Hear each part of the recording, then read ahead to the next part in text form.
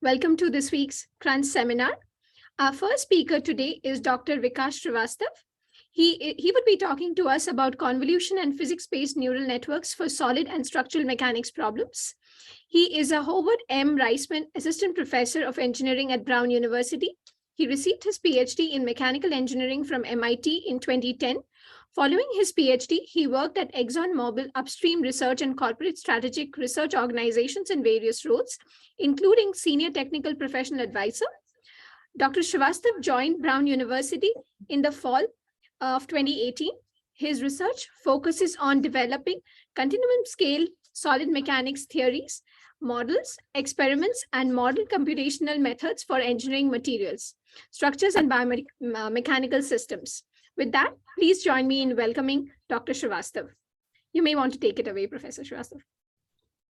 Thank you, Samrita and George, for inviting me. As I say, I'll bring up a solid mechanics perception and some of how we think we can probably get a lot of benefit from new methods like physics-informed neural networks. I'll give examples based on the structural mechanics problem, like what Samrita said, and I'll spend a few minutes just giving some brief introduction about my background.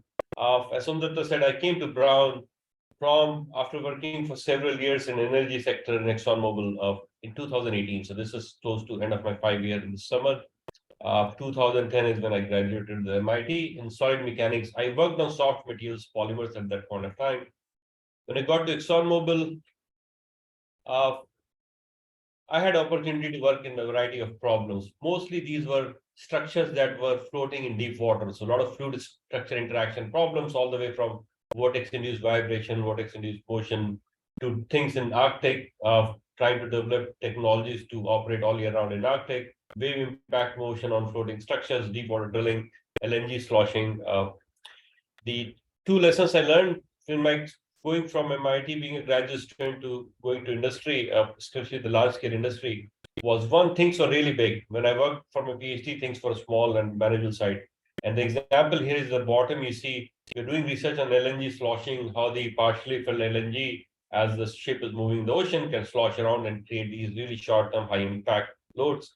The dot here, I don't know if you can see my mouse, but you see the dot here, that's the person standing in that LNG container. So that's the scale of these containers. And these, in a ship, you have like 6 to 10 containers like these. So things are really big, but the problems are still very mechanistic, fluid-solid interaction in a lot of cases. So since I got to Brown, this is what I will define my mechanics-based research. I look things at the continuum scale, and continuum scale is, from mechanics point of view, things that are at the practical length scale. So all the physics that happens in a material, that happens at very small length scales. If you think about metals, things are happening at atomistic length scales.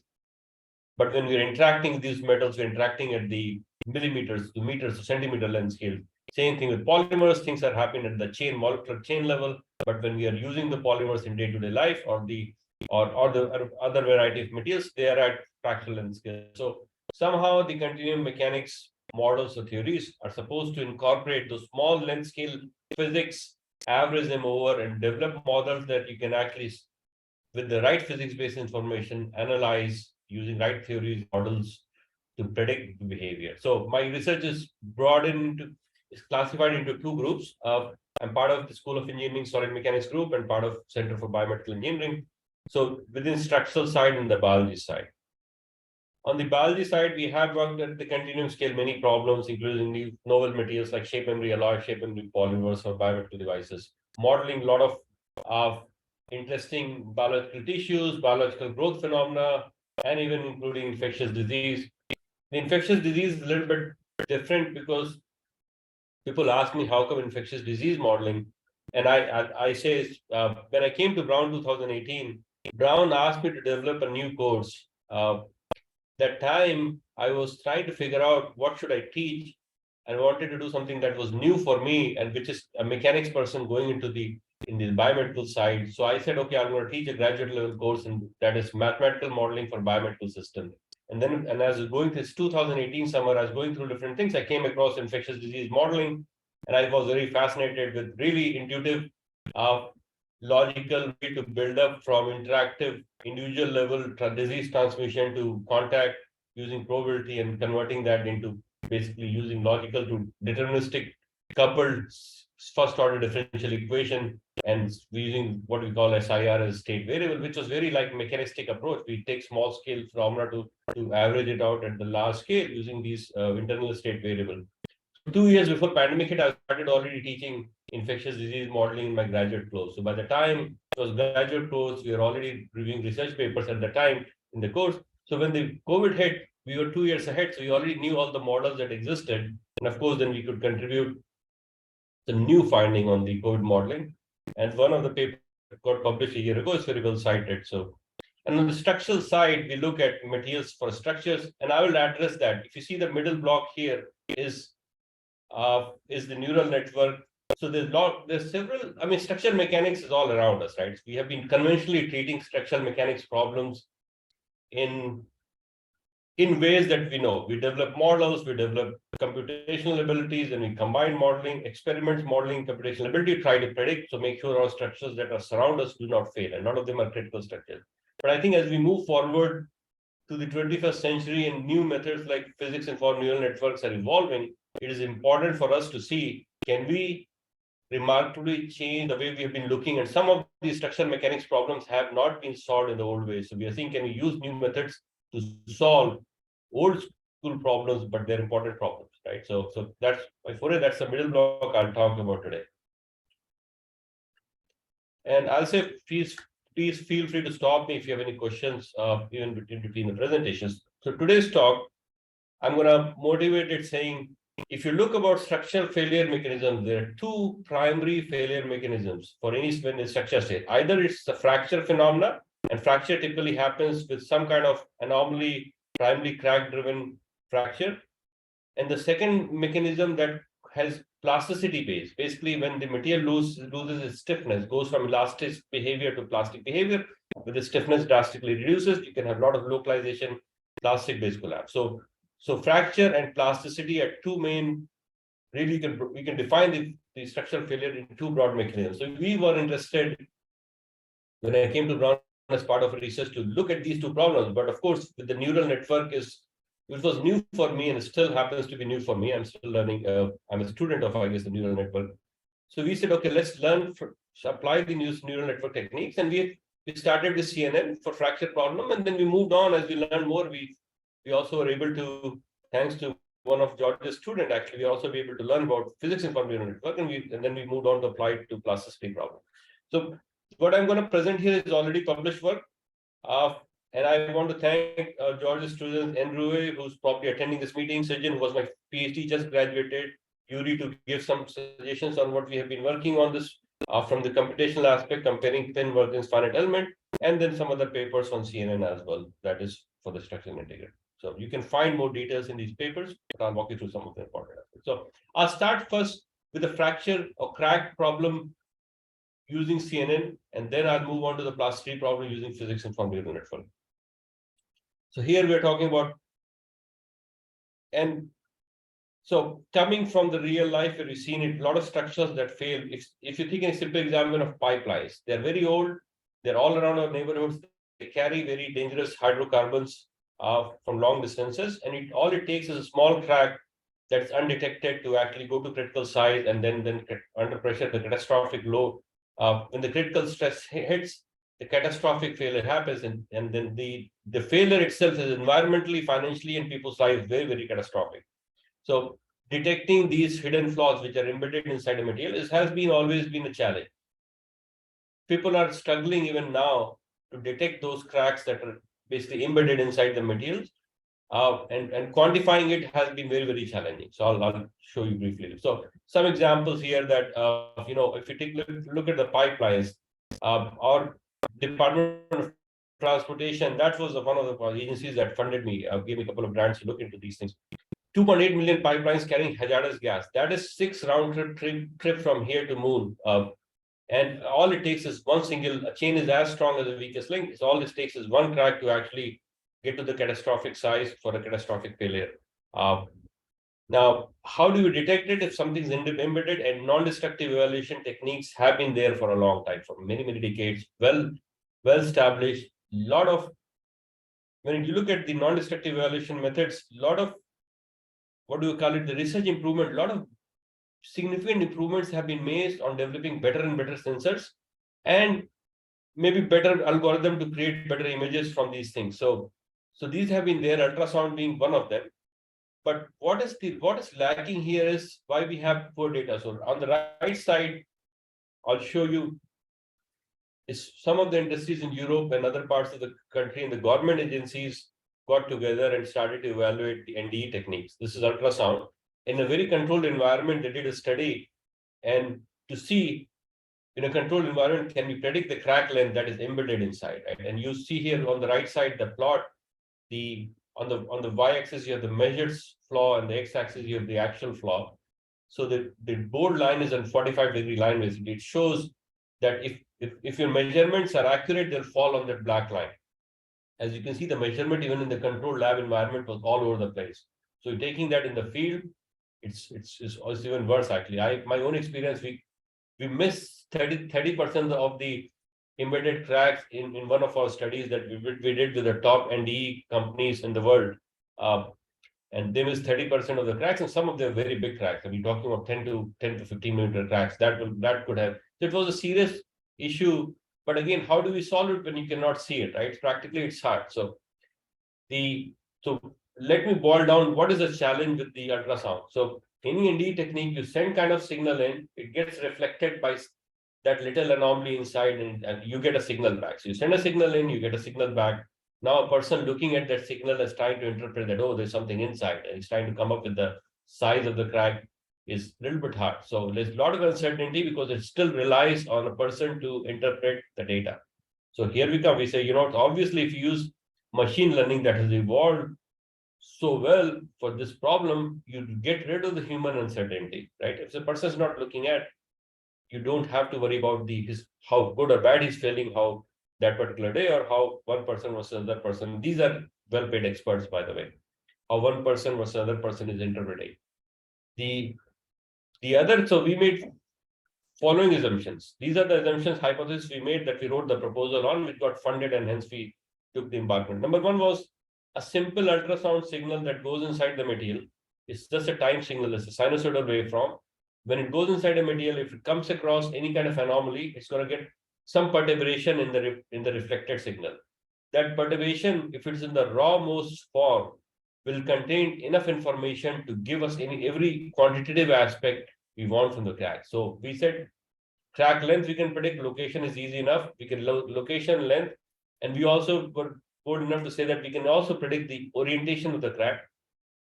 All that information is contained in that thing. That was a hypothesis, but human brain cannot look at those subtle changes in the signature. So we need some machine learning aspect. So that was a hypothesis. But machine learning in the conventional sense, till before we move on to the physics informed neural network aspect, at that point requires a lot of data. For these kind of problem where things are embedded, it's almost impossible to get well-labeled data for the data size that we need. So if you don't, so people conventionally do experiments to create data.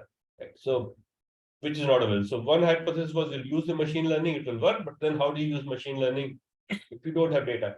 The second assumption was that if you have correct physics-based simulations, we can replace not only partial experiment, all the experiments with just purely simulations, and that training from the computer simulation should be able to actually work in the field. I mean, it's a little bit some leap of faith there.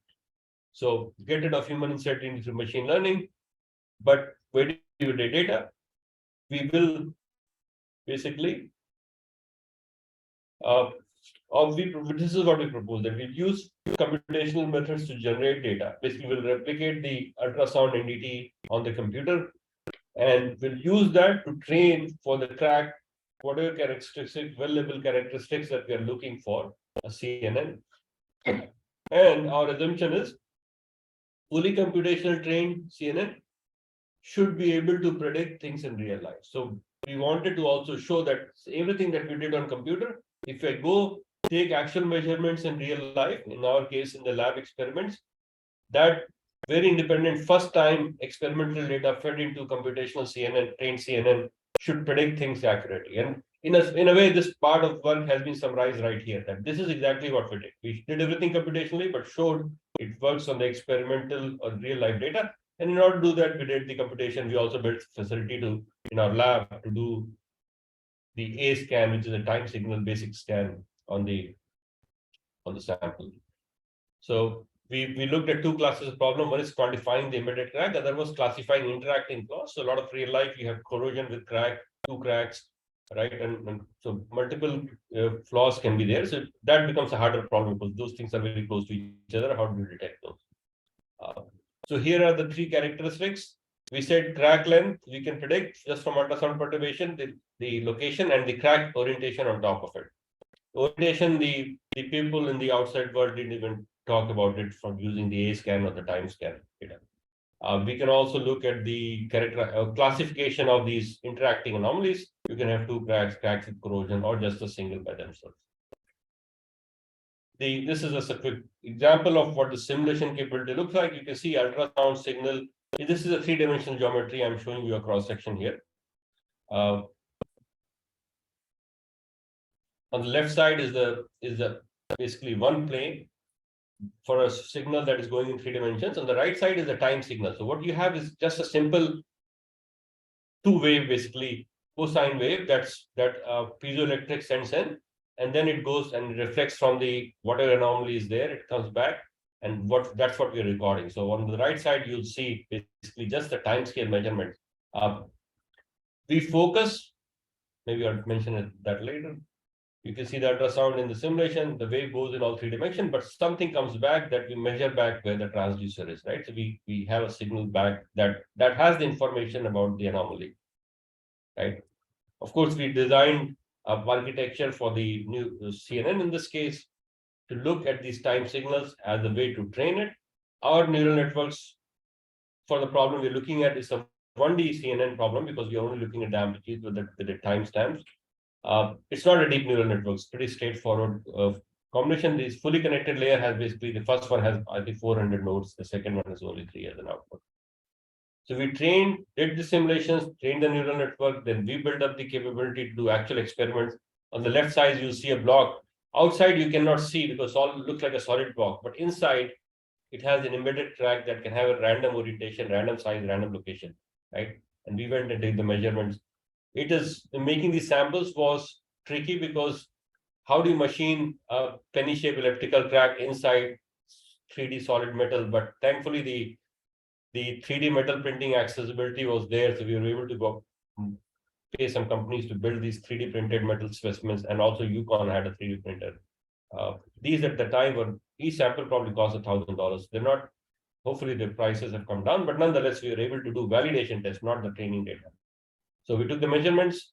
Here is the basically bottom line. Here is the answer we got. So a CNN that was fully trained using correct finite element simulation, because that was the idea. If you have to replicate the real life correctly, with the CNN that was trained with the finite element simulation data. Now we took the experimental data that was for the first time brought into CNN. This is the prediction, and I was actually surprised myself with the kind of high fidelity of prediction was there.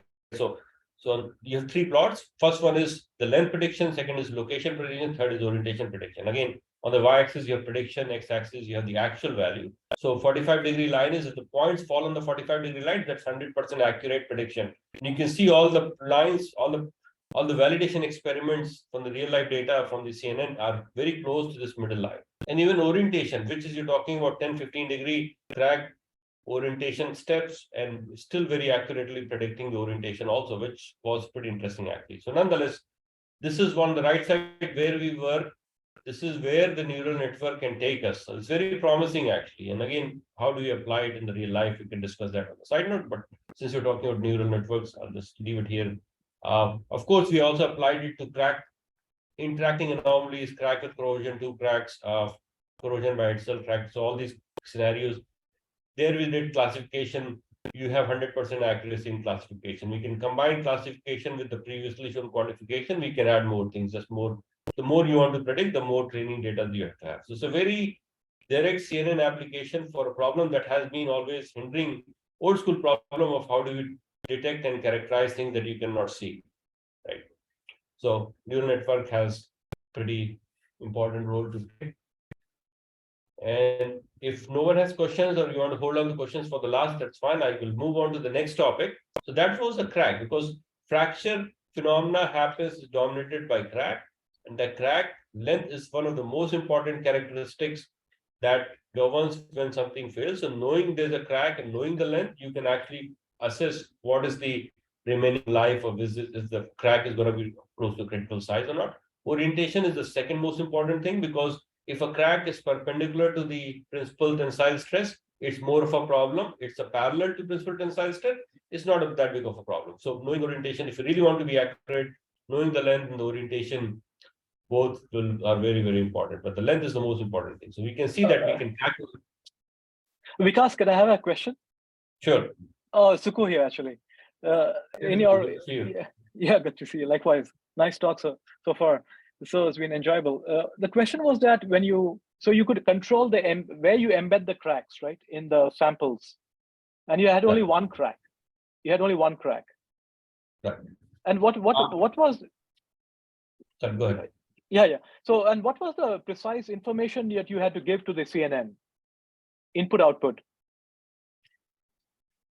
Okay, so let's do, so maybe let me see if I understand the problem. If I'm going on wrong track, let me know what I will walk through these steps. So in terms of sure, the crack characterization, we had a crack inside that was randomly positioned, and the orientation and the length, three variables there, right? Now, so we also had crack with corrosion problems. So we actually had some specimen, we had two cracks and corrosion with cracks. So just to add, there were two sets of problems. In the second set of problem, we had actually more than one crack also. Okay. But if we come back to the first crack problem, now your question was what information that we feed into CNN, right? Is that the question? Right. Yeah. So this ND, so this is a good question actually. Maybe I'll bring up since we are closing on this topic, this important aspect. So in this case, our hypothesis, we want to work in A scan, which is a simple time signal. So you send in a cosine wave, just 2 amplitude, and that's it, and let it come back. So you'll have a reflection back that will look like a time signal. So something like this on the right side. So it's a time signal that you're recording in an experiment.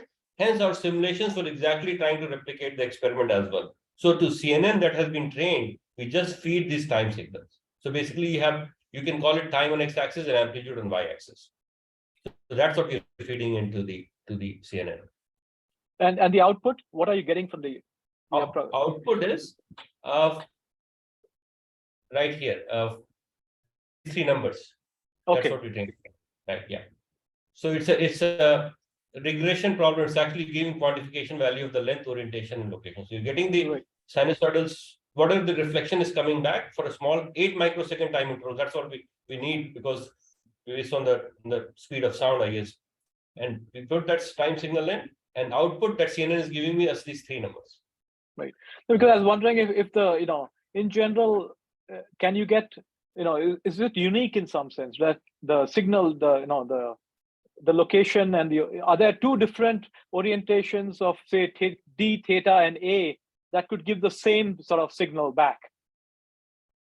That's a see, this is where I was very surprised when I looked at the results, because did everything computational, and when my student did all these measurements and he showed me the results, I was like, wow, you're absolutely right. If you imagine a crack that's perpendicular, having some reflection of energy, basically how much energy is reflecting back, that goes back to the detector, right? If it's an orientation, the energy may get distributed in 3 dimensions, so less energy is coming back. And that effect can be also gained from the length change also, for example, right? Location is not as much because it's elastic behavior. You're absolutely right. But if you have enough training, I was just amazed till that neural network is able to somehow decipher that, this little information that, so there is some overlap could be there, but if I go back to the results here, somehow, so in our basically validation experiment, you have this thing, so that you can have the combination that may end up giving very close to results. You can have coupling, but somehow there's subtle differences that CNN is still able to reasonably well predict it. So I think that's a good question. Yeah, thanks. Okay. Right. And since you brought up this question in terms of what is being fed in, it's a time signal, very basic.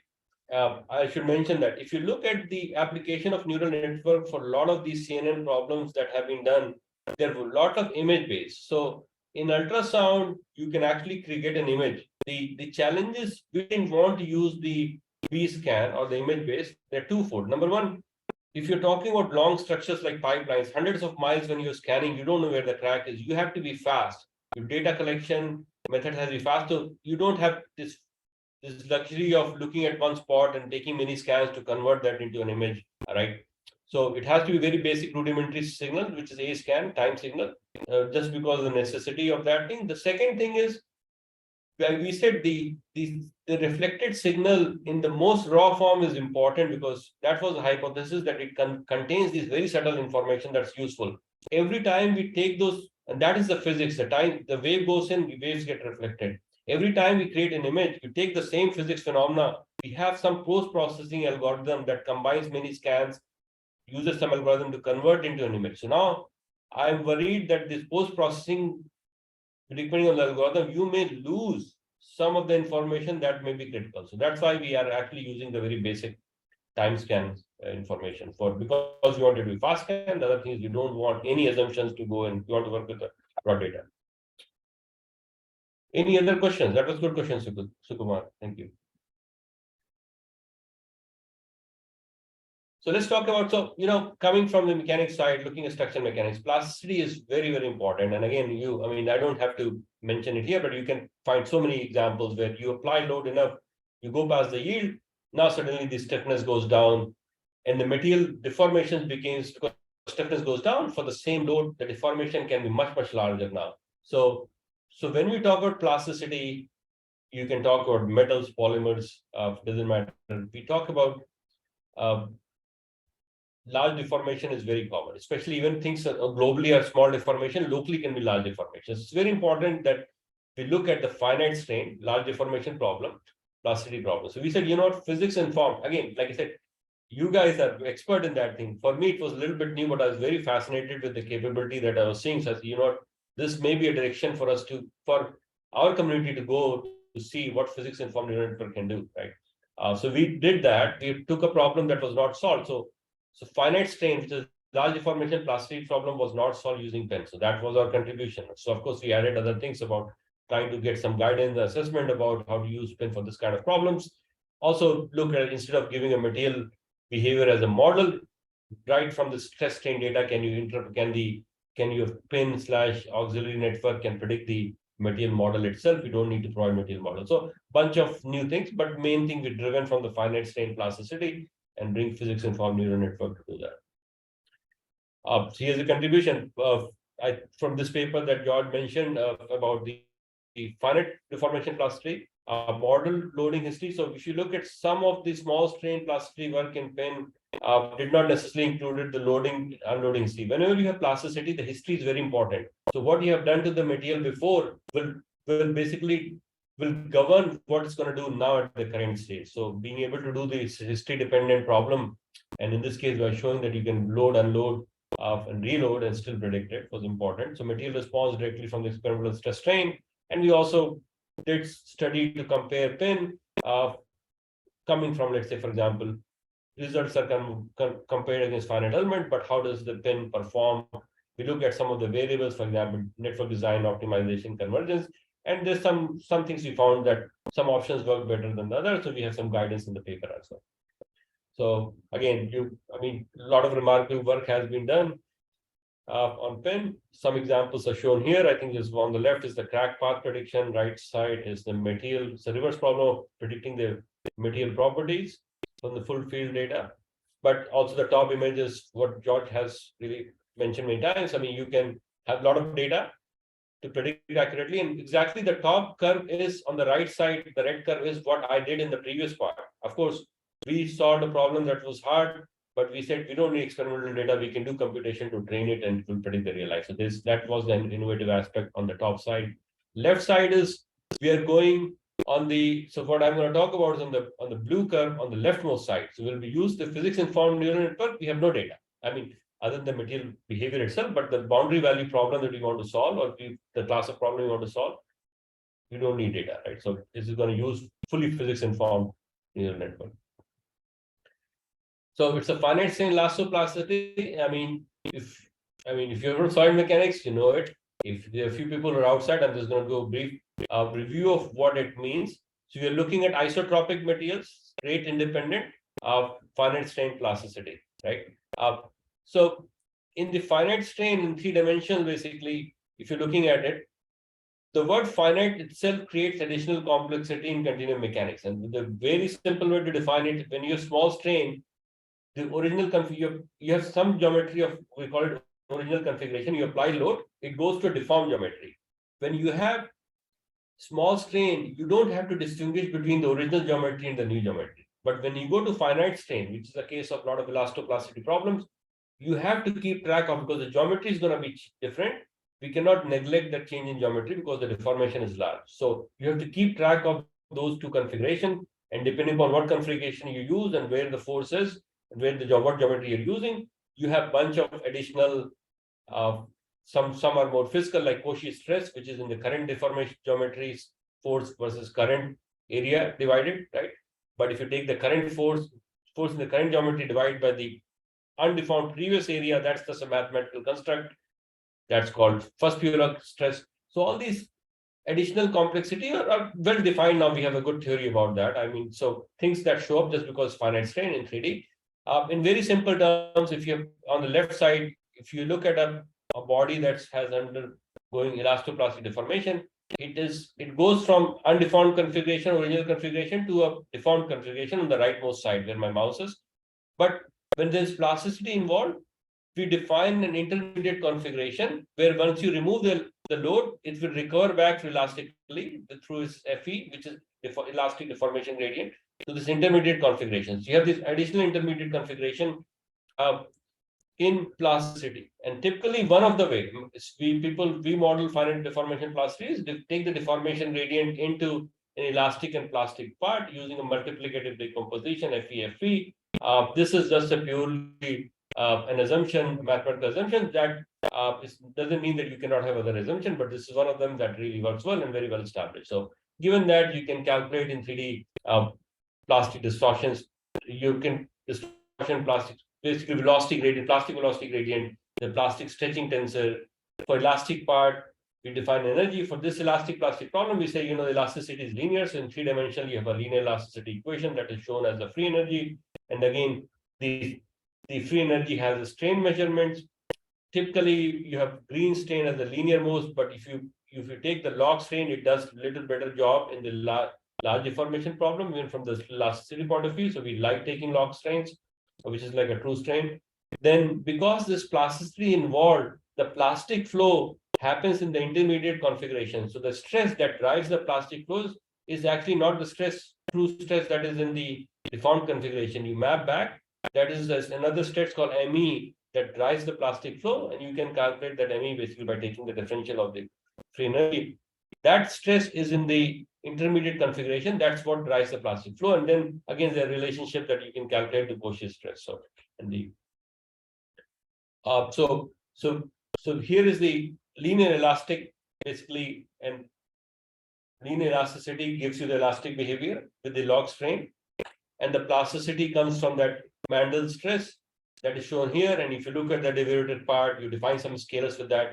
So plastic strain, basically, in relation to stress, is just a yield function because it's a rate independent plasticity. So what you see at the bottom here is basically the standard law that if you are inside the yield surface, there is no plastic flow that is given by dP here. But if you are on the yield surface, of course, yield surface can evolve, but there will be plastic flow. So that is, the plastic flow will be non-zero. That will be given by your material response. So you have to have material model in conventional mechanics to solve this problem. What we say here in the spin application, that if you did an experiment, you got an experimental curve, you don't need to give the material model. The neural network architecture is going to figure it out on your own. So when you have, this is the theoretical model of framework, but now we're talking numerical implementation. So again, these are the background that got filled in the PIN framework that I'm going to show you results for. So I just want to make sure that give some basic introduction about what theory is going in. You can find a lot more detail in the paper as well. So you have the framework, but of course we are numerically implementing it, right? So everything on computer is some way has to be numerically implemented. So of course we have to discretize the time and the deformation. So this is the theoretical framework that we have taken and absorbed and applied to the PIN that shows up when we apply pin. But nonetheless, the time integration scheme is as follows. At any given time, you know the deformation gradient, the total deformation gradient, you know the plastic deformation gradient, and you know the equivalent plastic strain. These are the important things, right? But given that, given the models we have or the framework we have, we need to be able to calculate the deformation gradient at the next time step, the plastic deformation gradient, equivalent plastic. We also know the deformation gradient at the next time step. But given that, we need to calculate the Cauchy stress at the next time step, the plastic deformation gradient at the next time step, the equivalent plastic strain at the next time step. And in summary, this equations here is basically the way we predict at time n+1 is we assume the material behavior to be elastic.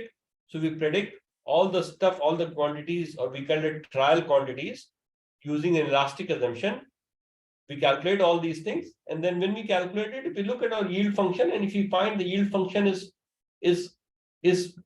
below the yield surface, then all the trial things that we calculated using elastic, basically a step, is all the actual quantities. But if it is not inside the yield function, then we have to make a correction because the assumption was elastic. So we have a plastic corrector. We have basically this equation here. There's some derivation behind it. We have a way to actually, in that case, look at the equivalent plastic strain and correct it back. So basically, end of the day, we can go from time step n to n+1 and calculate all these quantities. This is a numerical method that we have used, and this numerical method gets fed in with the pin that we are actually trying to solve. So this is what the pin network looks like for solving this finite strain elastic plastic problem for loading and unloading. That maybe I'll explain a little bit more. But again, it's not. See, when we take fundamental of mechanics problems, geometry wise, we are also taking the standard problems that people use, and the neural networks not necessarily are not very deep, but nonetheless, it's fully physics informed. So how do I walk through this thing? I mean, of course, you guys probably have seen it, but here, from mechanics point of view, let me see if I. So this is what the neural network is directly predicting your displacement. So we have collocation points, right, to define the geometry in your boundary conditions, traction and displacement boundary condition. But inside the geometry, it's predicting the displacement, first pK stress, plastic deformation gradient, and plastic strain increment. So these are the quantities it's actually coming up with on its own, right? On the right side, we also have mechanics, and we also know the modeling behavior, right? So model here is basically you give it a stress strain curve, you have ANN network, it's going to actually predict things for you. So given that displacement that the neural network predicted, we can actually use the model to predict the Piola stress also. So we have a calculated Piola stress, we have a neural network, a pin predicted Piola stress. The same thing we can do with the deformation gradient. So we have a bunch of quantities that we can calculate the loss functions for using pin. Let's see what these loss functions will look like. And if I go one by one. So of course, this is solid mechanics or mechanics problem have to satisfy Cauchy momentum equation. So that's our PD, and I'm sure a lot of you guys have used it for all sorts of pin problems, right? Fluids and solid. So one of the loss functions is basically looking at the PDs and all those collocation points and all the points actually. Then at the boundaries, we have depending on the problem, we have the displacement boundary condition that is known. So of course, that can be used as a loss function because pin is also predicting that, and the traction boundary condition. Then the last is the constitutive part. Basically, we know the material behavior because the material is elastic plastic with a hardening law. It's not a linear hardening, it's kind of a power law hardening. So as an example we gave, but neural network didn't know anything about power law, it just saw the curve. To create the stress strain curve, we actually use power law hardening. The constitutive parts, you have elasticity and rate independent plasticity. That information, you can have the loss functions as well. You can see a loss function here as three parts. One is the stress, other is the plastic deformation gradient. The third is the equivalent plastic strain. So all these numbers you can calculate the real versus, calculated value versus the pin informed, and then you look at the loss function. So like this, you already know that this is what in our problem, this is a specialty here, but at the end of the day, we are minimizing this loss function. Then we took this framework and selected one of the really, in solid mechanics, we love this hole in a plate problem because it has some, if you look at the purely elastic problem for infinite size plates, you actually can calculate the the localized stresses. But once there's plasticity and the plate size is finite, in this case, plane strain, to keep geometry in two-dimensional, it's a little bit more nuances, but it's a good problem to look at. So we said we're going to apply this spin for this problem, which typically I can go in finite element software, we can solve this problem, right? So that's what our benchmark, because we can do that. But, can pin without any other information independently solve this problem? That was our question, right? And also do the loading, unloading. So here, this plate, you can apply the loads, you go beyond the yield. At some point, the deformation of the yielding will be heterogeneous. And you can unload it. Unloading will be elastic, because that's what happens in the mechanics. And then you reload and go further, more plastic, right? That's the problem we are trying to see if pin can solve. And this material behavior, let's say, got from an experiment. We generated the experimental data using the hardening law, as shown here. But nonetheless, the pin doesn't know anything about this model itself. It just gets the data, right? And of course, we implemented material model writing a UMAT, but we said Abacus can handle this problem. So we really, very, very refined mesh in Abacus, we know is giving the right problem. So to compare the pin prediction, we use Abacus as a very fine mesh as a benchmark. So interestingly, again, like coming from mechanics side, looking at how well pin did, I was amazed. So what we are showing here is, again, pin prediction against Abacus prediction for three important quantities. One is U2 is the direction that the load is being applied, 2 is the direction, displacement, stresses, one of the stress components, and the equivalent plastic strain. And 3 steps, we did load, unload, and reload, right? And you can see just the heat map, basically, which is red is height, displacement, stress, and plastic strain, and blue is lower value. The results are astonishing to me. Abacus we know is correct. So the pin network without on its own, I mean, was able to did a fantastic job for loading, unloading, and then reloading, right? The errors to me, I mean, in fraction of a percent is for this kind of problem is amazingly good. So these are the results we got for unloading. So this is very promising, actually, looking at the finite strain plasticity problem.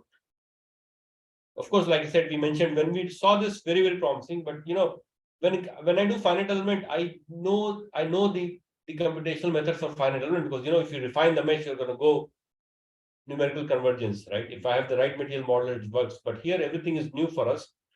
So we said, okay, what are some of these tuning knobs that are there in the pin? And activation function is in the neural network being one of those. I mean, it's there for everywhere, right? So the important thing is, okay, you have different option of activation functions. Does activation function has an impact on finite elastoviscoplasticity problem like these? Because you want to give guidance for people who want to use the pin. What are some of the better choices try to start with, right? So we looked at activation functions, some of the common ones, and tan, hyperbolic, ReLU, and soft plus. And we found that the soft plus gives much better accuracy compared. All of them are good, by the way, but compared to ReLU and tan, it's much better. And the reason is, when you have plasticity problem, it's a localization. You have very small range, and we have sudden changes of region that goes from plasticity to elasticity, but it's not aberrant, it's not a Boolean thing. So something like ReLU, which was great, but because there's a sharp transition here at 0, it may not be as optimum as using soft plus, right? And it's too much things going on, tan hyperbolic may not be optimum. So you can see the soft plus, relatively speaking, gives a better plasticity prediction, because it has that small curvature at the transition point that allows a smooth transition going from elasticity to plasticity. Vikas, a quick question.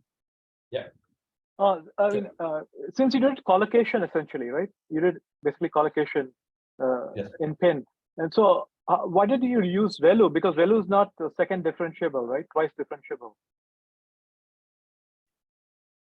So, I mean, that is the problem with ReLU, right? Right here at this point. Right. All the bits are off. Yeah. No, we didn't use ReLU. We use soft plus, by the way. Oh, okay. But we ran the comparison study just for people to, so all the results we got, we have soft plus, but then we took just the loading case, not even unloading and reloading, right? This one step thing. So, if we vary certain parameters in the pin, right? Is there a guidance? Is something there to learn for people who are going to go use the pin for the first time? Right. So you're absolutely right. Yeah. Also, in terms of the weights, did you have to train the weights itself, the weights that were being multiplied with each term in the last function? Right. That's a very good question. So, what so these are the weights that go with the loss function. Now, I mean, this is, and George can probably fill in more about this whole world of the self-adaptive weights, right? And Right. that's a neat technique to use the self-adaptive weights in those loss functions to combine with the pin. That makes more, I mean, I think training much more efficient. So did you use self-adaptive or you did No, not? we didn't use it. We didn't use it Oh. because for a couple of reasons. First of all, we are coming to pin for the first time. So, but it's a good idea that we are thinking as the next step to using it. So we have Right. too many variables that we are trying to understand, right? Right. So adding one more variable that we don't. So we are doing it step. We say, so we did basic. My students did some basic selection of the weights, but they're fixed. So they Right. did some variability, but they didn't do a complete study, and they did not use, I know for sure, self-adaptive weights, but we just talked about it. That's the future direction we want to use. But Also, the way also, if we add it now, it's going to add one more things that so we kept that part so far not in this study. But you're also right. also why didn't you go towards the virtual work or weak form rather than stick to it'll alleviate at least the traction boundary conditions and all those things, right? Right. It will make life a lot easier, right? Right. And so that you say that we can take many directions. Me coming from finite element side, you see, naturally I will be inclined to first case you pick is the weak form. But yeah, I mean, there's future directions we can actually take many directions. Yeah. Okay. But Thanks. it was great even with the weak form. That's what was surprising, right? Pen. I mean, the results are so accurate. Right. Thanks. Yeah. So there are many ways to also look at the problem, but actually, I think we're testing pin on more harsher condition by taking the weak forms, but even then it did a great job. But these are good questions, Satuma. So here is we study. So soft plus is what we use, but we looked at what will happen in this particular problem with elastic plastic boundaries are sharp but not absolute sharp. So you may have, of course, in this case, soft plus is better. We also look, we're coming from, like I said, the infinite element. So we did a mesh refinement study, right? We comparing against finite element. I know that I can refine the mesh and get more accurate answers. So we said, what about the collocation point? Similar ideas if you apply. Looked at the displacement on the y-axis, your error, x-axis, you have basically right side is coarse, left side is more fine. Displacement, stress, and plastic strain as the measures. Pin is dotted line. So in Abacus, what we expected as you refine the mesh, it goes. Results are very comparable, right? You see the as you define, you got more. What do you call? More accuracy. The similar thing happened with pin also, but there's some when you go to very refined mesh, going from very refined to more refined, they didn't seem to make any difference.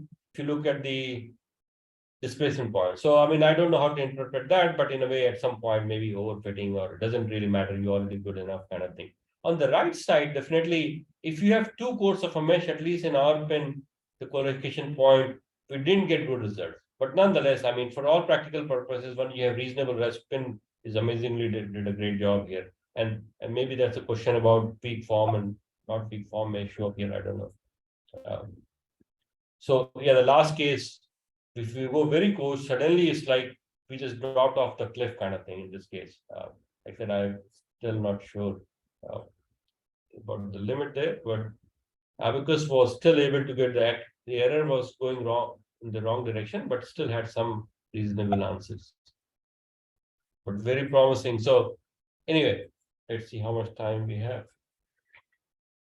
Okay, let's spend 2 more minutes. So the very promising results. We are really encouraged to see how nicely the pin can just give this sustained curve and give a boundary value, define a problem, and is able to predict all these important variables in the full field. So locally and globally, everything is precisely predicted. Was very, very impressive. So as a newcomer, I think it's very promising. So I'm gonna go spend a few minutes what I'm doing right now. So the future, my question I asked, see, my background is I look at these novel materials that are highly nonlinear, rate and time dependent, multi-physics in the extreme environments probably, and try to understand their physics and develop mathematical models, right?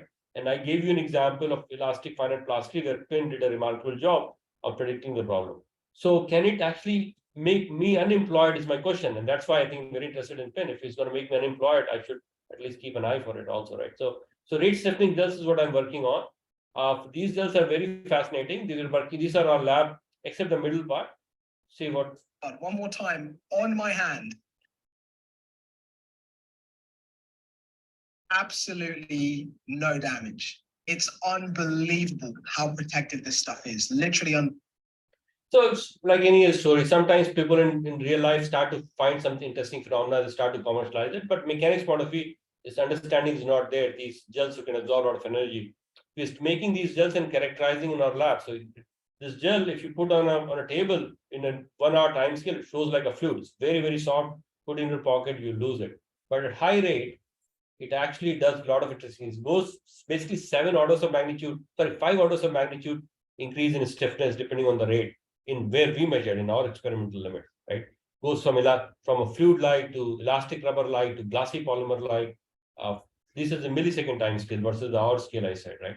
So if you look at very high strain rate, you're talking about basically stiffness in megapascals. To go to very small rate, you're talking about hundreds of pascals, 0.1 kilopascals. So very, very 5 orders of magnitude difference goes from fluid-like to rubber-like behavior to glassy polymer-like behavior.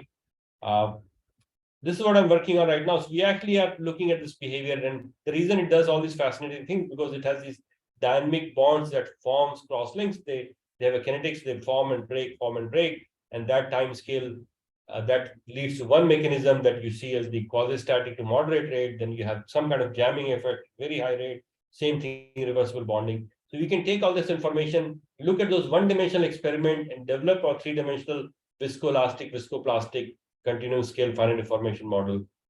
So a lot of details but nonetheless, we can then calibrate this experiment, one-dimensional experiment that span basically 5 orders of magnitude difference in the stress response plus also material behavior changes. Then we can incorporate that in three-dimensional models that we can predict those things are calibrated. They're based on one-dimensional model to predict three-dimensional behavior. So we implemented the model, and you can simulate three-dimensional geometries of a cone, basically indenting a slab of this gel at different speeds, and you can measure the force and compare the experiment. So my question is, I'll be looking forward for PIN as it advancing to also look at these problems, which is more complex, more history dependence, but the data is only in one dimension. So this physics, you have mechanics laws like Cauchy momentum equations for loss balance, but there's also some additional physical insights that we bring in. Can we incorporate that as a constitutive model some way, not knowing the model, but some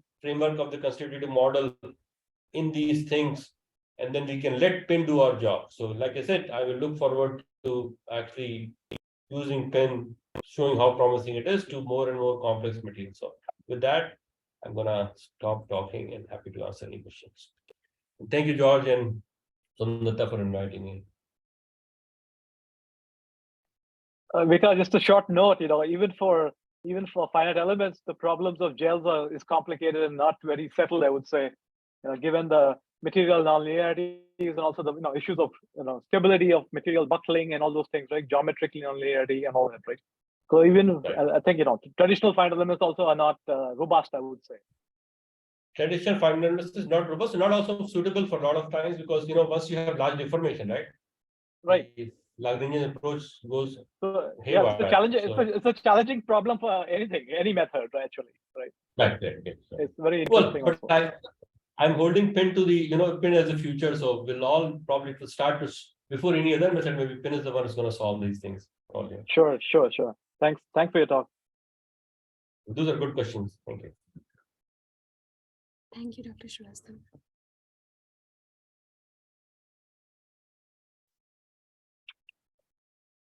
Any other questions?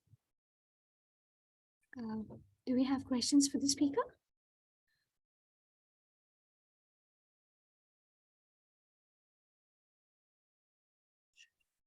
Vikas, which framework did you use? Did you use JAX or did you use TensorFlow? PyTorch. You used PyTorch, okay. We didn't have any preference. We picked one in the very beginning part, and I guess and we stuck with this. PyTorch was the one we used in the beginning when we did CNN. I think also for the activation functions, you may find the adaptive activation functions useful. Ameya in my group has developed them, and they're very different flavors. But I think for this type of problems, multi-scale problems, I think they work well. And there's a theory that says that you will not be trapped in bad minima.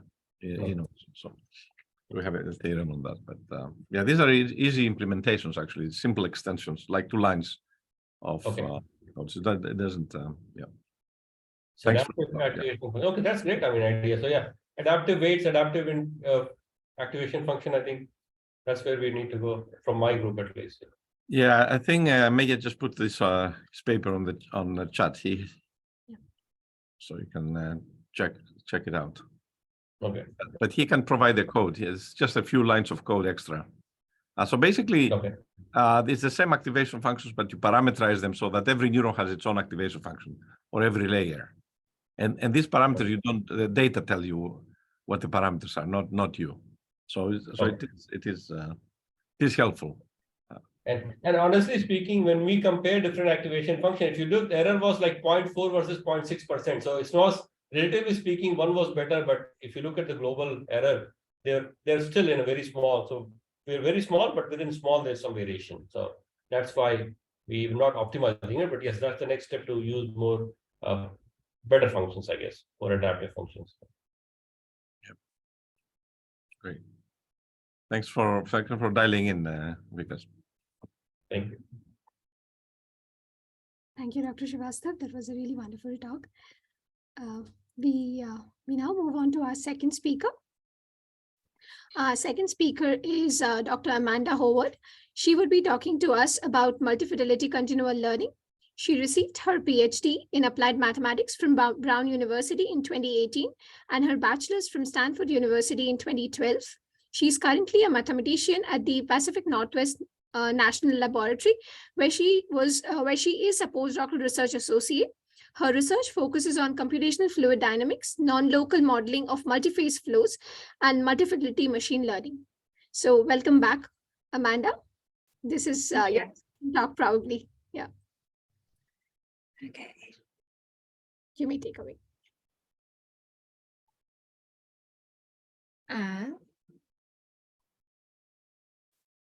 Okay, so I assume you can see my slides. Yes. Okay, great. So I'm going to talk about work we've been doing on continual learning for physical systems. But I think another good title for my talk is why you should use multi-fidelity. So I'm going to talk about work we're doing with multi-fidelity continual learning, and then espouse some of the benefits of multi-fidelity neural networks in general. So in many of our applications, we have cases where you're working with different data sets. So I have a toy problem here where we have red, green, and blue data that are being developed at very different sites. What we want in the end is one neural network that will take in red, green, or blue data and give us out a red, green, or blue answer. We're going to assume, though, we cannot train with all of the data simultaneously. There may be data privacy issues. There may be some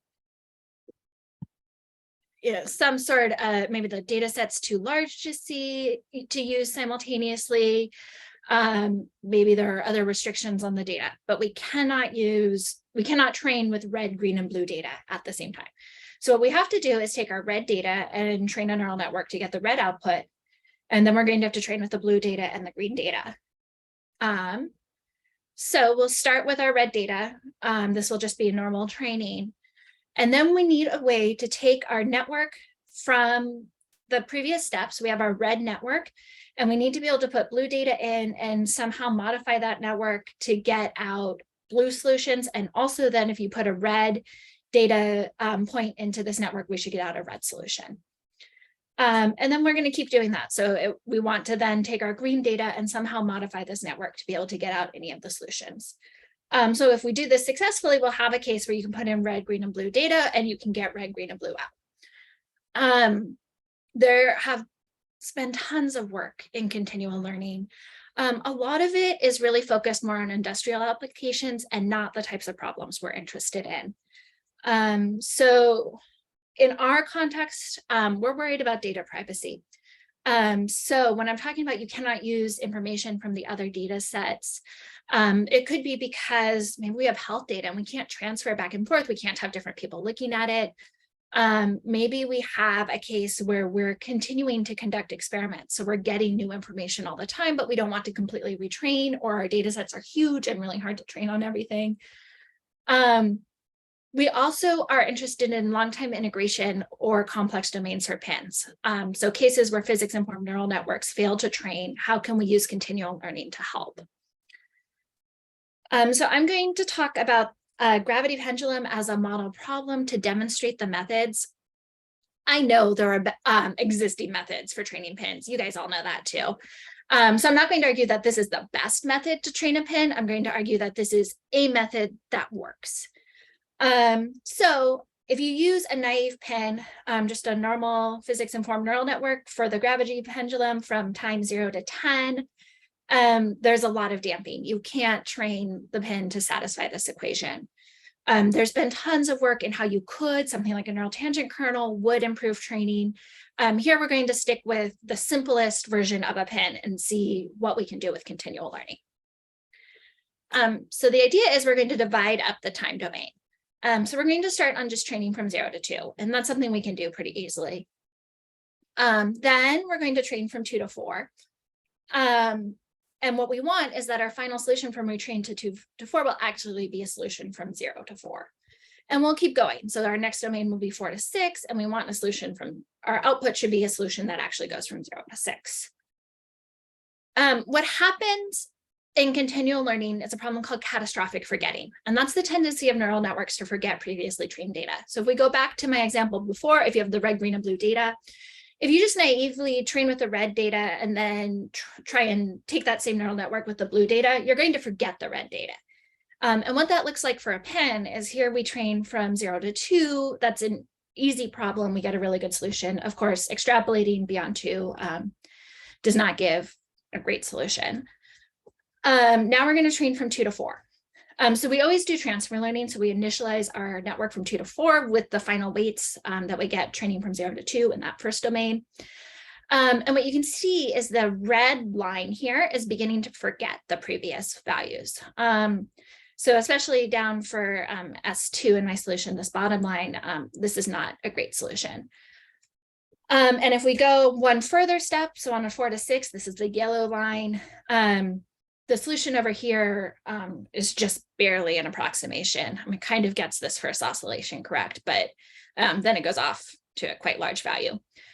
So what's happening is it's forgetting what it learned previously. And this is called catastrophic forgetting. That's what we want to try and avoid. Manda, what's at the bottom and the top?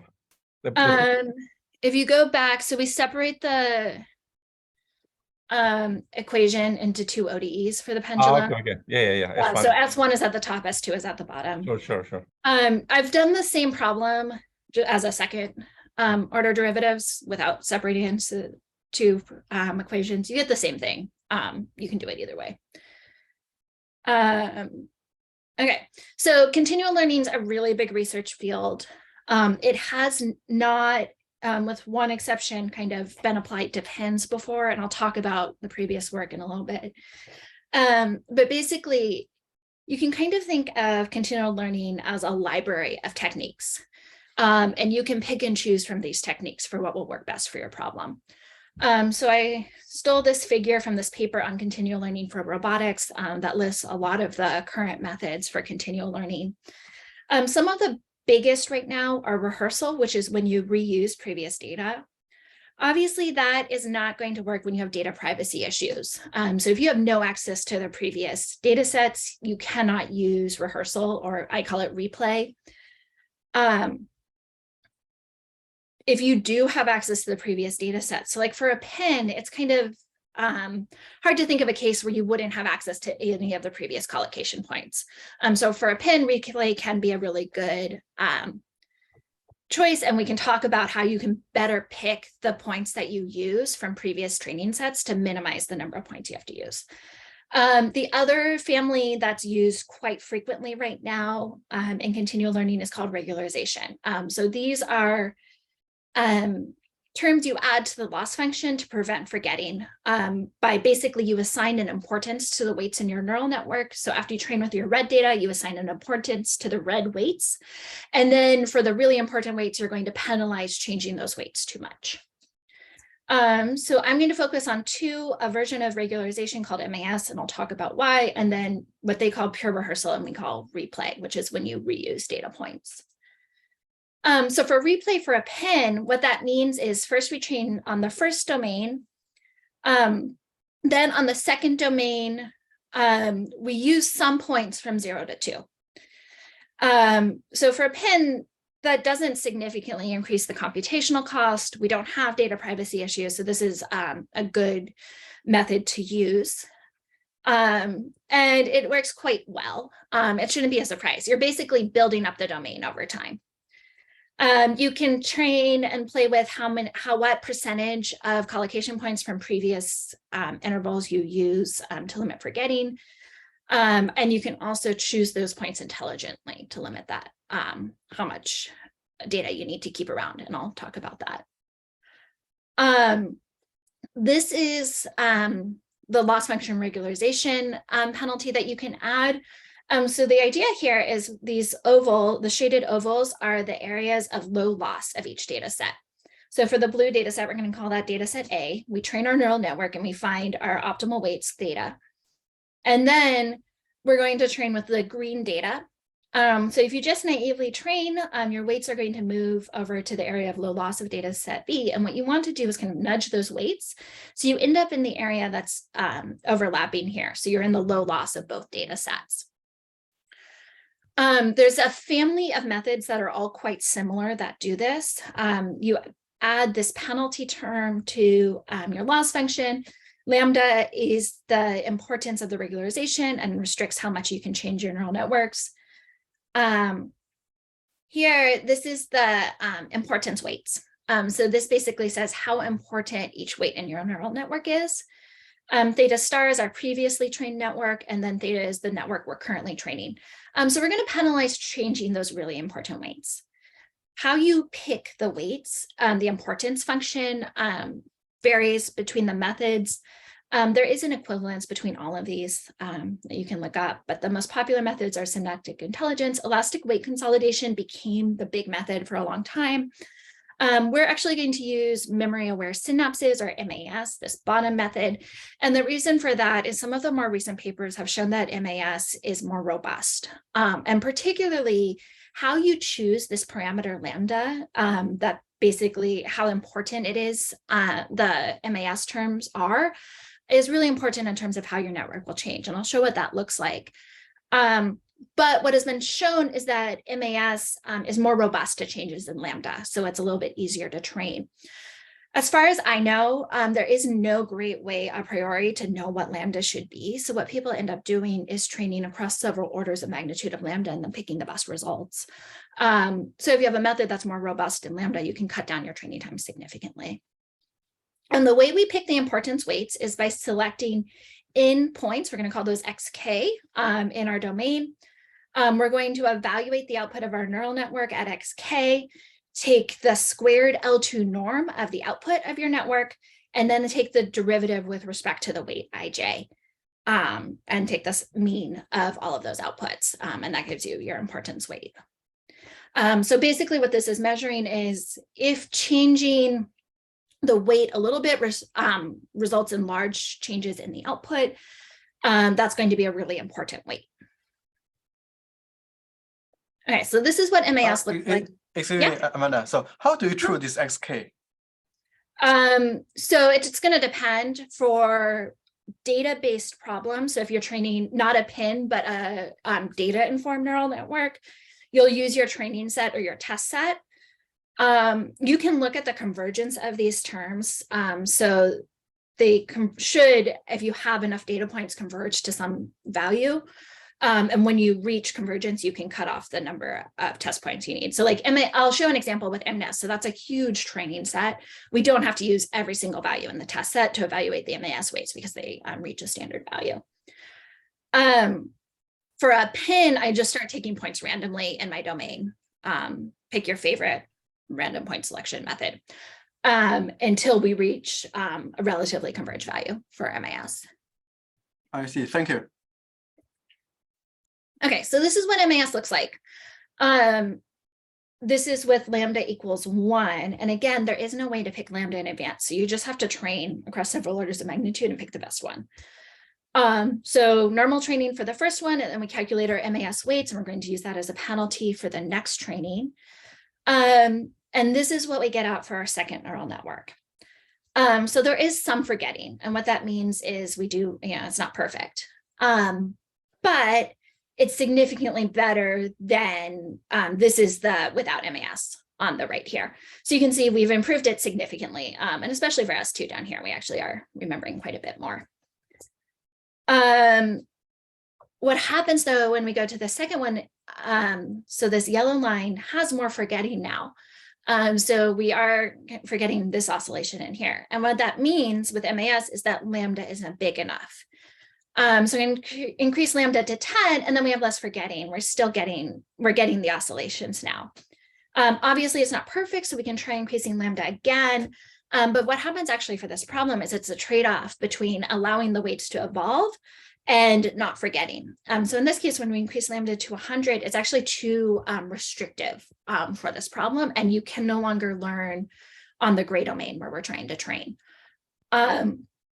So what's happening, you have to find this balance between not forgetting and still being able to train your network. In general, for continual learning, I end up using much larger networks than I would otherwise. So you'll have more space to play around with the weights when you're using MAS.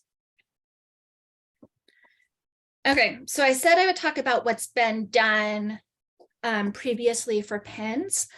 I'm not sure the authors of this paper consider it continual learning, but it's very similar to some of the replay methods. So I thought I would talk about it. Basically, this is the Alenkon equation. This is their training domain. We're training in the blue region. And what they do in the red region is add a consistency constraint. So they're going to say that the output of my newly trained neural network has to match the output of my previously trained network in the previous domain, so in the red domain. This is distinct from replay. So in replay, I say that the residual should be 0. So when I do replay, I say that in the red domain, we're going to match, satisfy physics, basically. Instead of having this consistency constraint. But they call this backward compatible pins. It does work quite well. You can see here they're getting quite accurate solutions. To do this, they have to divide, I think for Alenkon, they use 20 subdivisions across the time domain. Okay, and so what is our method? So we do what is called multi-fidelity continual learning. And basically what that means is we're going to train our first model on domain A, and then we're going to use that as a low fidelity approximation of what the output should be on domain B.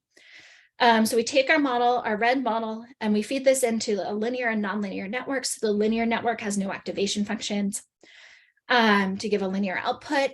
We get the linear correlation and nonlinear correlation between our red data on domain A and our blue data on domain B.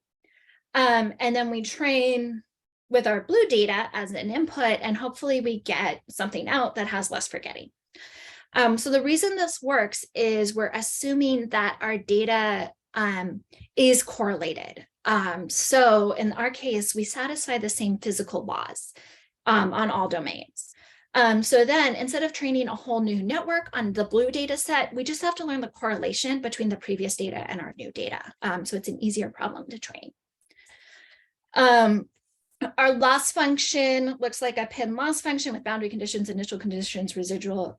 Some cases we will include data and use only data to train. And then we have this penalty term. This is a penalty term on the weights and biases of the nonlinear network. So what that's going to do is to force the linear correlation to be as large as possible. So we learn this easiest and simplest correlation. Again, this is going to work when we expect there to be a correlation between data sets. And the really nice thing of this is you can think of it as one more technique you can use for multi-fidelity or for continual learning. So we're going to use a multi-fidelity continual learning plus X approach, where X is other continual learning methods. And we can use this as one more technique to limit forgetting. Okay, so what does this method look like in practice? So going back to my red, green, and blue data sets, we start with the red data set and we train a normal neural network or normal pin. This is the setup step for training with multi-fidelity. Then we train a multi-fidelity pin or neural network using the output of our single fidelity network as an input. We're going to do this on the red data. So this is a really trivial problem to train. This can be a really small network. We're just doing this to set up the multi-fidelity step.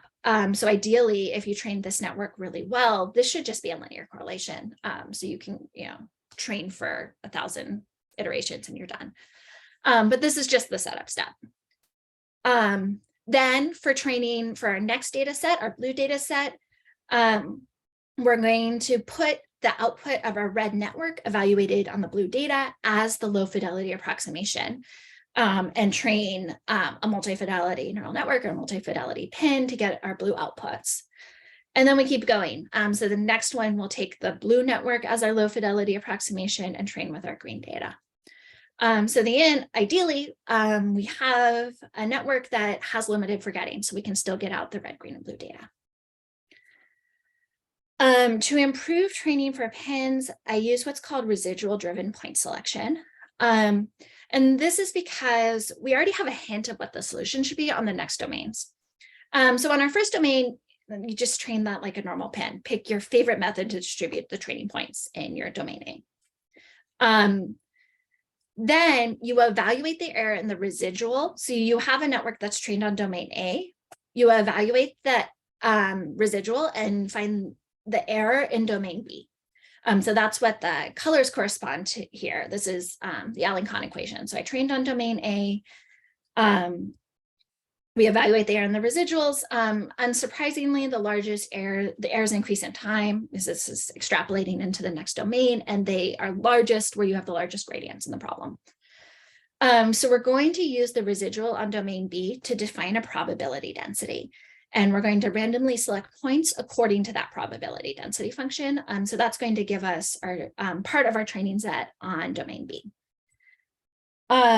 And then we're going to supplement with randomly chosen points. So you have this hybrid data set that includes points where we expect the errors to be largest, we expect the networks to be hardest to train, and then randomly distributed points everywhere.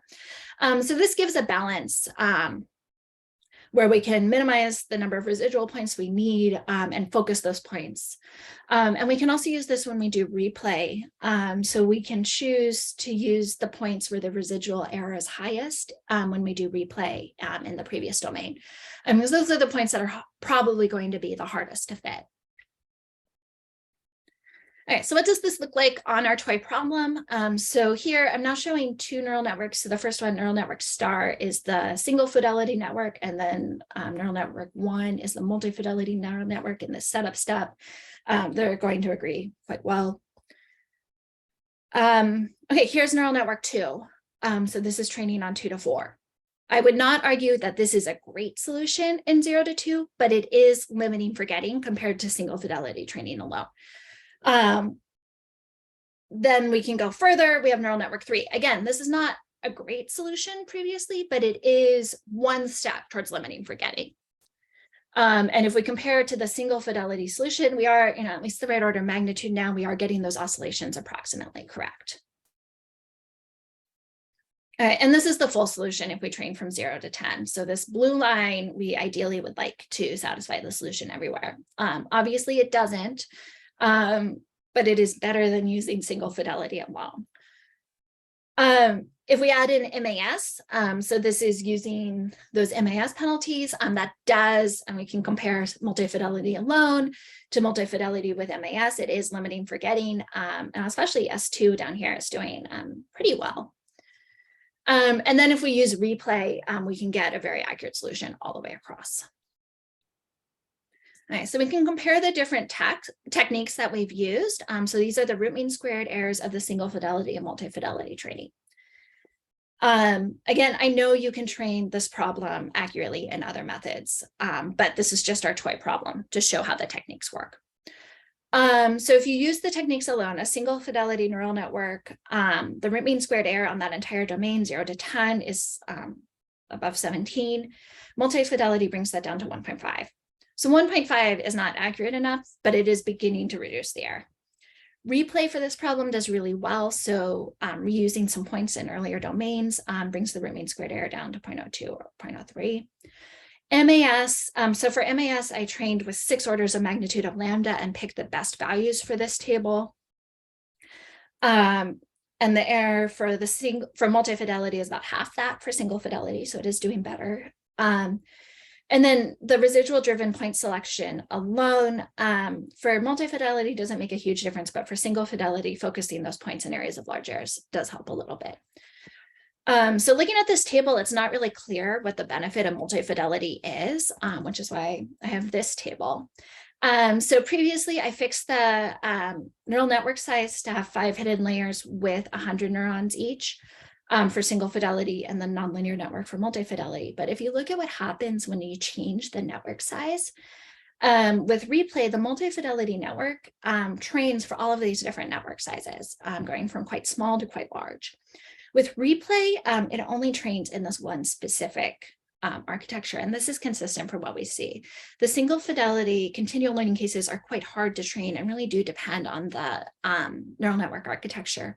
You need it to be large enough that you have the flexibility to train, but small enough that you can train in a reasonable amount of time. Multi-fidelity, you can overall use smaller networks. And the reason for that is because of learning the full solution, we're just learning correlations over time. So you can use small networks, but you can also use large networks because the bulk of the solution is in the linear correlation.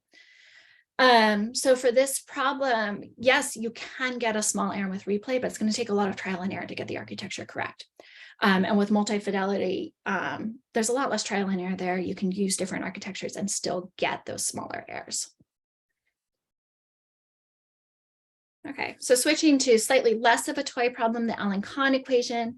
This is another problem where it's quite hard to train a single pin for the full time domain. Here's the exact solution. This is the best case I got, trying to train one pin for the full time domain, and you can see the errors increase in time and get, this is pretty large errors over here. So we're going to divide into 4 different domains. So we'll train on the first domain and then the second domain and add up. If we use a single fidelity neural network, it's 4 different neural networks across, it does improve the training. Our root mean squared error drops from 0.44 to 0.16, but you can see you are forgetting. So while the final output is more accurate, on the final domain, that's 0.75 to 1, where you're forgetting and getting large errors down closer to 0. If you use replay, you limit forgetting, but then it's harder to train your final network because you have to handle more information, basically. So we limited forgetting over by 0, but we are getting larger errors over by 1. And again, this is the single fidelity. So if we switch to multi-fidelity, this is multi-fidelity alone. So the single fidelity, let's see back here, the single fidelity root mean squared error was 0.16. The multi-fidelity root mean squared error drops to 0.1. Again, that's not good enough, but it is one step down. So we are limiting forgetting some when we use multi-fidelity, and then we can add in replay, and that drops the relative root mean squared error to 0.07. Again, and this problem also shows again that the multi-fidelity is more robust to changes in the network sizes. So here we're changing the number of neurons in either the PEN neural network, the single fidelity neural network, or the nonlinear multi-fidelity neural network. And here for single fidelity, as we increase the network size, actually the root mean squared error is increasing versus the multi-fidelity error remains constant or pretty small for both cases. So while you can, in some cases, use single fidelity with replay accurately, the multi-fidelity is going to be more robust. Okay, this also works for non-pins. So for, I call it data-informed training for physical systems. And what that means is when we have problems where we expect our data to satisfy the same physical laws, this method is going to work quite accurately. So here we have this data set. It's a redox flow battery. We used a 2D model to generate the voltage curves. So this is the charging of the battery. This is the voltage over SOC, which is like the percentage of the battery that's used at different currents. And our goal is going to be, if I give you one of these curves, can you predict the current that generated the curve? So this is our full data set. We vary the current from 0 to 10. And I'm going to give one of these voltage curves and try and back out the current. But we're going to divide this into different tasks.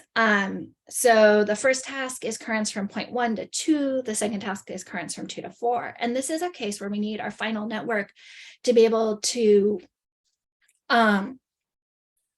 predict across the entire range of currents, because if I give you a voltage curve, you don't know what task you fall under. So you can't go to that best neural network because the current is determining the task, and that's our output. We're not going to use replay with this. We're going to assume that we do not have access to the prior data sets.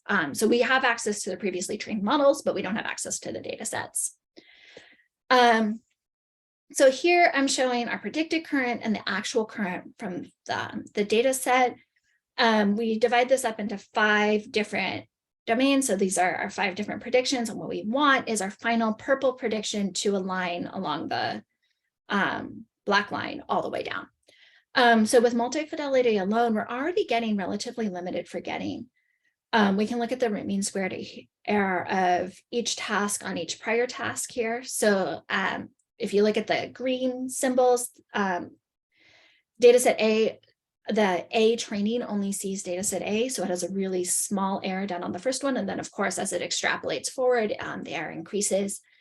Our final training, which is dataset E, only sees the final data set. So it has a small error here, and then the error does increase as it extrapolates backwards. But because we're using the multi-fidelity continual learning, the errors are much smaller extrapolating backwards than going forwards. And then these tables are quite popular in continual learning. And this is showing if we train on task 5 down here from 8, currents from 8 to 9, the smallest error is going to be when we test on the same task, obviously, but as we move backwards, we want the errors to be small. So we want to get as much purple and black down in this corner as we can. If we use multi-fidelity with MAS, this is the best value of lambda. We do limit forgetting. So that purple line is getting really close and these errors are decreasing even more. And what that means is our final trained model can predict, if I give you a charge curve with any of the currents, you can give me the current accurately. This is the best case if we use single fidelity with MAS. So the errors are much larger. You can see here, they're almost unphysical for the predictions. So this is a case where multi-fidelity really helps. And the reason for that is there's this really strong correlation between the data sets and the predicted values. Okay, so this question comes up, when should I not use multi-fidelity? So I said we're using multi-fidelity for physical systems where we expect strong correlations, the same physical laws between data sets. Multi-fidelity is not going to work as well if you have completely different training sets. So a lot of the applications that are really used most often in continual learning are image recognition. So this is one that's used, it's called permuted MNIST. So you take MNIST, so we want to identify the number here, and you permute the pixels. So this is going to be our case B. We apply a transformation from case A to get case B, and we're going to apply that same transformation to every sample in our training set. And then we do the same thing again for case C. So we permute everything again. And our goal is to use be able to accurately predict the number that is in the image given any of these permutations of the image. So this is the case where there's not a very strong physical correlation between the different data sets. Another really popular example in continual learning is image recognition. So like if you train on a class of images of cats and then you switch to training on dogs, can you predict both cats and dogs? That's a case again where we're not going to do as well because there is that strong physical correlation. What happens with permuted MNIST is if you train with single fidelity alone, so we're going to train on A, B, and C, and we want the accuracy to be as close to 1 as possible. So these plots, we first train on data set A. So of course, B and C are lower in accuracy. The reason B is ahead of C is B has one permutation, and then we permute B again to get C. So there's two permutations going from A to C. So we train on data set A. Then we switch to train on data set B. So the B accuracy increases significantly and fast. The A accuracy starts to decrease. And then we add in, we switch to data set C. There's no adding in, there's no replay. We just switch over. So the accuracy of C increases, B decreases, and A continues to decrease. So this is single fidelity alone. We consider this pretty significant for getting.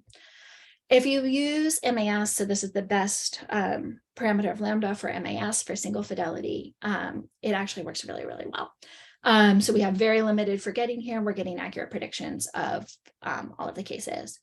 A lot of the loss regularization terms were actually, the test case they use is permuted MNIST. So they're all designed to work really well with permuted MNIST.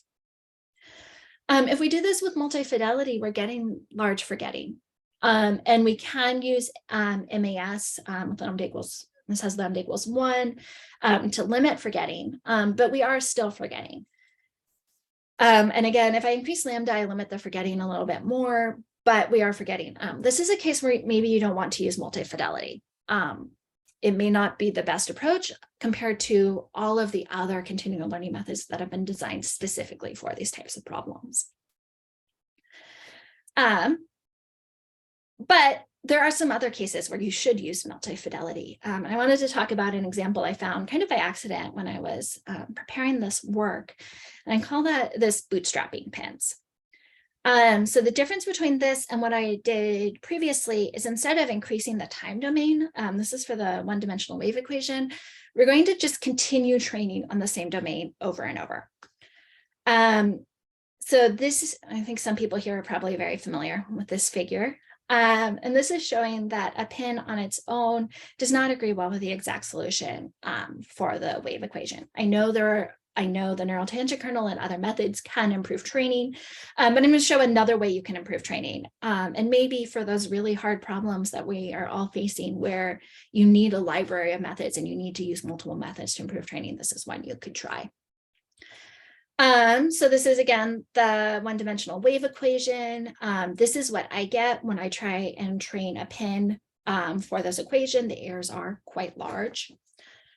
Again, this is my single fidelity training. And what I'm going to do is train a multi-fidelity pin on the exact same domain.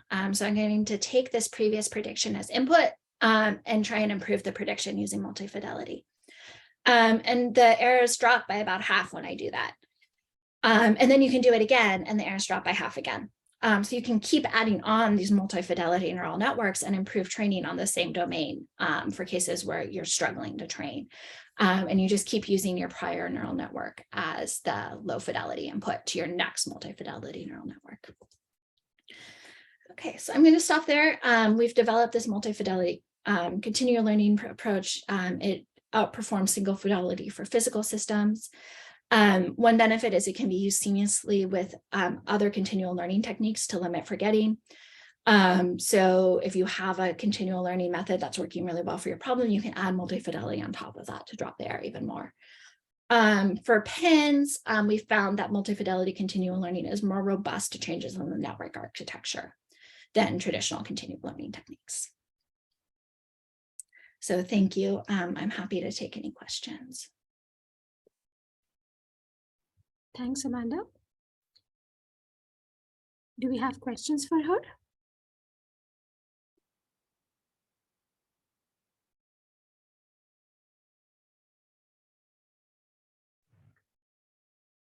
Hi, Amanda. This is Varun from Brown. I had a small question about the size of your window that you use for continual learning, and how does that impact your error and accuracy?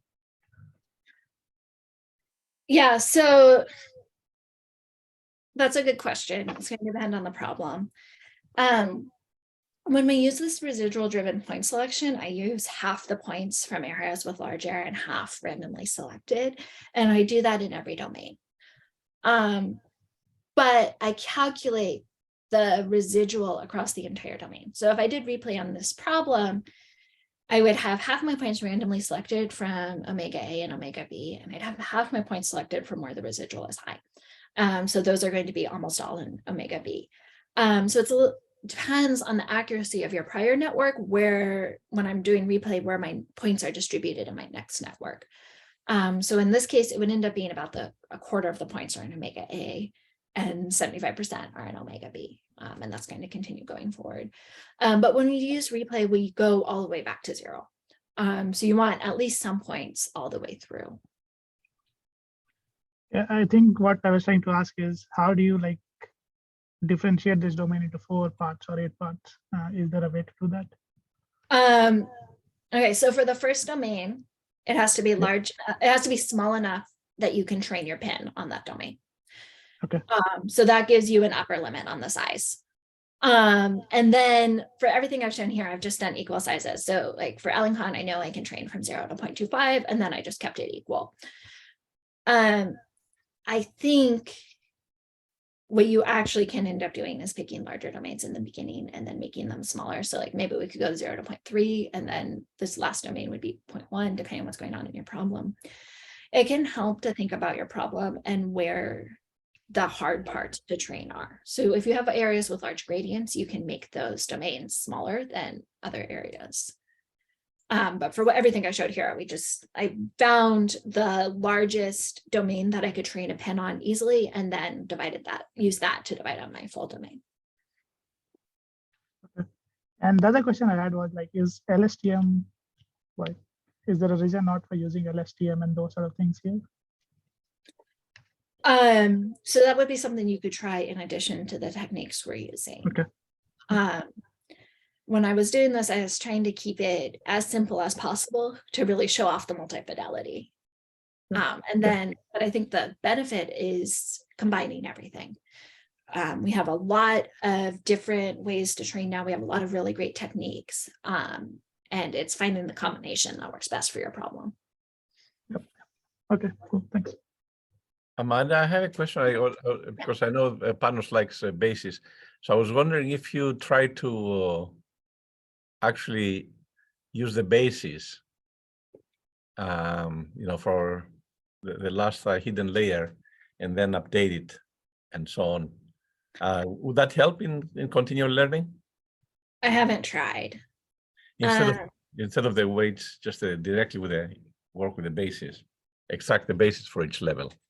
Yeah, so I haven't tried that. I think it could work. It'd be really interesting to see. There's a lot of work to still be done in continual learning. What I found when I was working on this and trying to read is so much of the continual learning research is not super applicable to what we're doing. So much of it is really tailored to very large data sets that are not physics-based. And it doesn't all transfer over well. And so then it's on us to come up with what the techniques are we need. And that would be a really interesting idea to try. I think Zogren. Yes. I think your multi-head does something like that, right? Or it's supposed to do something like that. Yeah, I think I show you some results a few months ago. Yeah, fixing the basics and only changing the weights does work. And I have some results for pin. Not for the Alan Kahn, right? What problem did you try? The KO, the ODE system. Ragnar-Orszag problem, yeah. Yeah. Right. Hi, this is Adar from Brown. May I ask a short question? What happens in the interface between the patches, like the 4 patches? Do you take a couple of points from omega A, for example, and use them to train omega B as initial condition? Yeah, so the initial condition is we take the output of network A, so the network trained on omega A along this line to be the initial condition for omega B. So obviously, if you're training on data set A is off, so you're not accurate on this boundary, you're going to have the wrong initial condition, and then everything will evolve incorrectly from there. Right. So you have some like accumulated error just by like having different initial. Okay. cool. And on the boundaries, you just have the same boundary condition for the whole. Yeah. Okay, cool. Thanks.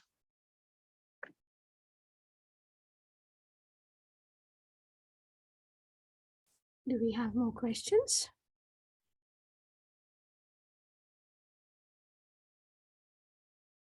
If not, thank you, Amanda, for taking your time, and thank you everyone for tuning in today. Thank you. With that, we come to an end for today's seminar. We would be uploading the seminar on the YouTube channel that we have. And everyone have a great weekend and have a great rest of the day. Thank you.